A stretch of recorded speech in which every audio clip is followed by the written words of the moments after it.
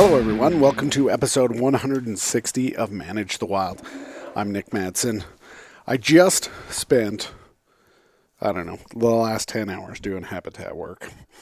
And I gotta be honest, it's not the most glamorous.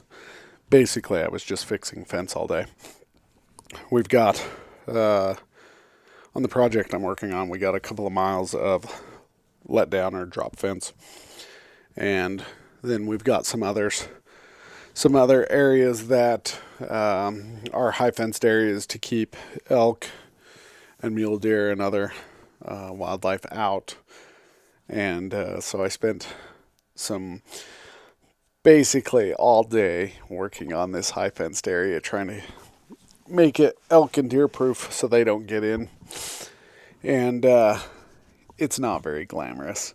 But it reminded me, while I was on the river yesterday, there was this stretch that we were coming through, and we got near a bridge, and they had the goat panels, or sheep panels, whatever you want to call them, with the 4x4 squares. They're about 16 feet long, 4 feet high. And we looked, and there was a mule deer doe caught in the sheep panels. And its leg was outstretched, and it was completely bloody. Basically, from the joint all the way to the hoof, it had torn the skin off and snapped its leg. But it couldn't lay down because where its leg caught on the fence. And we tried to find a place to pull over with the rafts, but the water didn't allow us to eddy out. But we were able to get a hold of the Utah Division of Wildlife, and they said they would send somebody up. And so we got to the takeout point, we loaded back up, and we decided we were going to do another run with another group. And obviously, we were going to come back to that same spot again.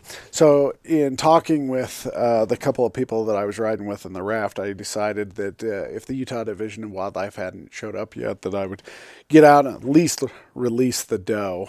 It wouldn't have gone far. Her ears were droopy and just laying down, and you could tell that she was not doing very well. So we decided that we were going to eddy out just above her. We could see her from a position, and we were just going to eddy out.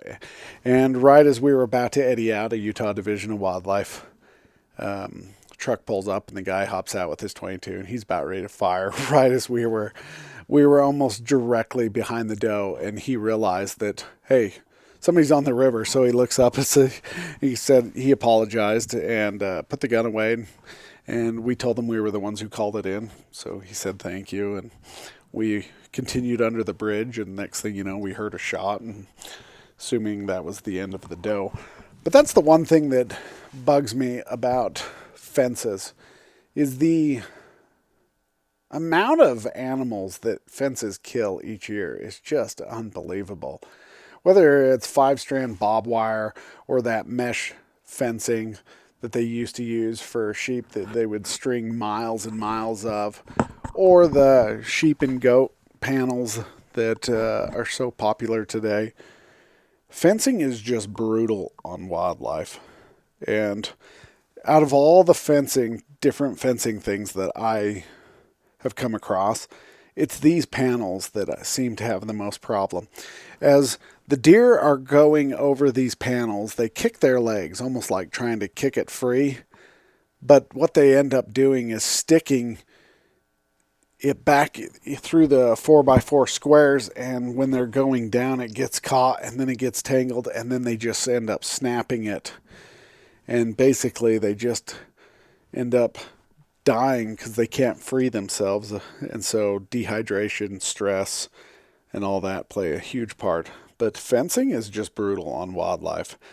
So next time you're thinking about a fence to put on your property, do a little bit of research. Find out. There are some approved heights and things that they recommend, whether it's the Forest Service or the Fish and Wildlife. Within each state, there are some friendly fences, whether it's 18 inches off the ground and not more than, 40 inches.